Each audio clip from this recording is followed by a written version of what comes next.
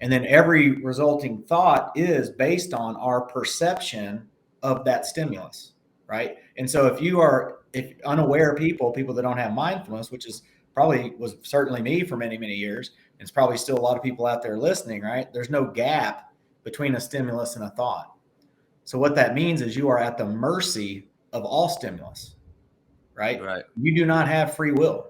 If you do not have a space between a stimulus and a thought, like Victor said, you do not have we say it kind of laughing, like, oh, it's your ability to respond. I mean, this is what I'm talking about. If you don't have that space, you don't have free will. You're a slave to your emotions. To everything, Right. to every stimulus out there, right?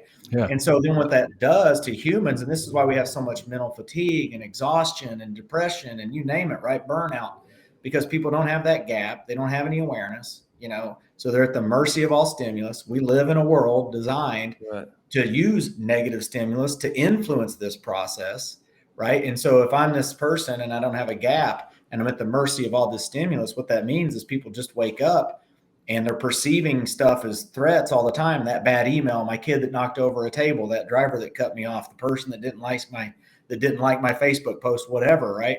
And so it just means they exist in sympathetic overdrive. People are just in survival mode the time they get out of bed.